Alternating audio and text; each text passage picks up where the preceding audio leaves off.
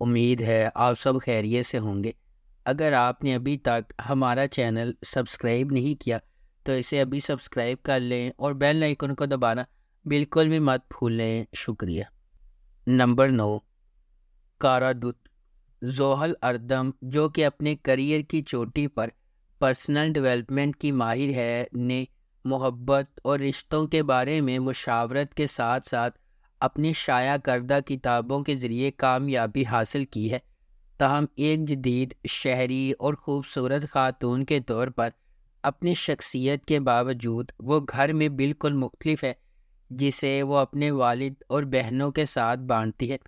صرف 17 سال کی عمر میں ایک تکلیف دہ واقعے کی وجہ سے اپنی ماں کو کھونے کے بعد زحل کی زندگی بدل جاتی ہے۔ اس نے اپنے آپ کو اپنی 3 بہنوں کی پرورش کے لیے وقف کر دیا ہے اور اپنی ماں کی زندگی گزاری ہے، جو قبر میں ہے، جہاں تک کہ وہ اپنی 40 کی دہائی تک پہنچ گئی ہے۔ نمبر 8، گزال اشکلار دیاری ڈینیس اور ایرہان، دو نوجوان جو کہ بالکل مختلف دنیا سے ہیں، اپنے مختلف پس منظر کے باوجود پیار کرتے ہیں۔ ڈینیس ازمیر کی ایک متحرک ڈاکٹر نا امیدی کے ساتھ کیپاڈوشیا کی صوفیانہ سرزمین سے تعلق رکھنے والے ہوٹلیئر ایرہان کے ساتھ الجھ جاتی ہے۔ جیسے ہی ان کا رومانس پھولتا ہے، ڈینیس کا تعارف ایرہان کے خاندان سے ہوتا ہے، صرف یہ جاننے کے لیے ان کا اتحاد خطرے سے بھرا ہوا ہے۔ ایرہان کے طاقتور دادا حاکم نے پہلے ہی اس کی شادی ایک اور ممتاز قبیلے کی عورت سے طے کر دی ہے، اور خاندانی فرض اور ذاتی خواہش کا یہ تصادم ایک دھماکہ خیز تصادم کا مرحلہ طے کرتا ہے۔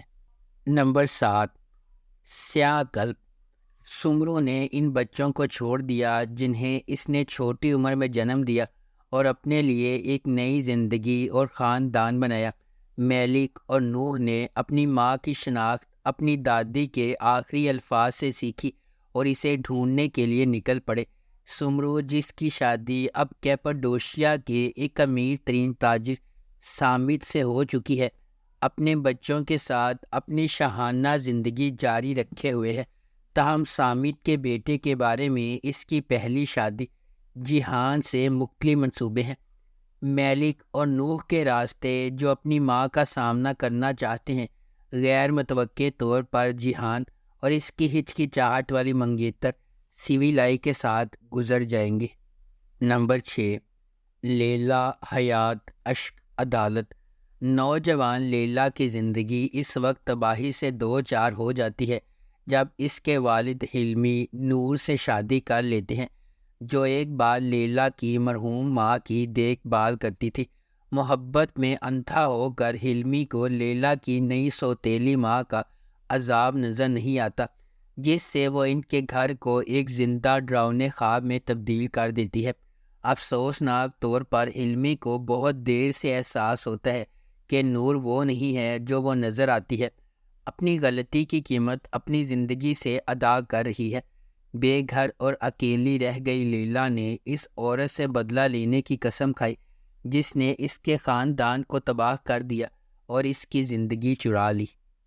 نمبر 5، برگیجے مسالی ماہر، جس کے والد کو دنیزلی شہر میں کرشد کلیمچی نے قتل کر دیا تھا، 20 سال بعد ایک پولیس انسپکٹر کے طور پر واپس آیا، جو اپنے والد کی موت کا بدلہ لینے کے لیے پرعزم ہے۔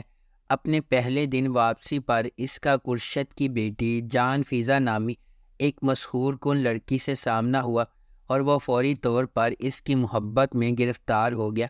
جیسا کہ ماہر اس پر اصرار عورت کو تلاش کرتا ہے، وہ کرشد پر بھی گہری نظر رکھتا ہے، اس کے پھسلنے کا انتظار کرتا ہے۔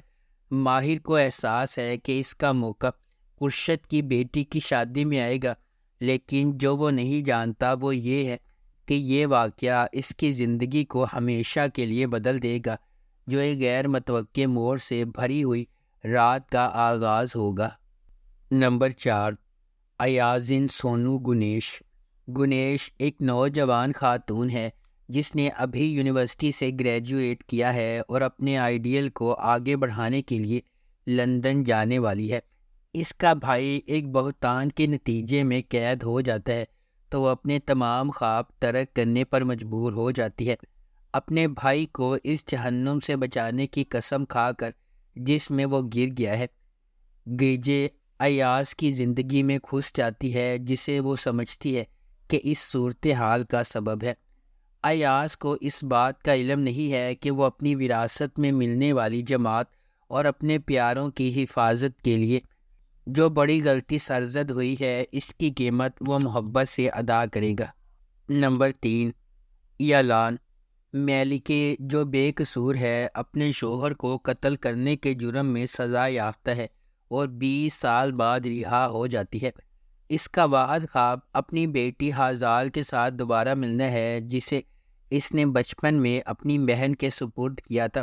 تاہم میلکے نہ صرف باہر اپنی بیٹی کا انتظار کر رہی ہے بلکہ جھوٹ سے بنی ایک نئی جیل کا بھی انتظار کر رہی ہے۔ جیسے جیسے میلکے ایک ایک کر کے اپنے سے کیے گئے جھوٹ کا پردہ فاش کرتی ہے، وہ یہ بھی سمجھ جائے گی کہ وہ کس قسم کے کھیل میں پھنس گئی ہے۔ دھیرے دھیرے اس لڑکی کے قریب پہنچتے ہوئے جسے وہ برسوں سے کسی اور کو اپنی ماں کہہ رہی ہے، وہ بھی اپنے شوہر کے اصل قاتل کو بے نقاب کرنے کی پوری کوشش کرے گی۔ جھوٹ سے بنی اس کہانی میں سب سے زیادہ ضمیر والا، سب سے زیادہ بے رحم ہوگا اور سب سے زیادہ وفادار حقیقی غدار ہوگا۔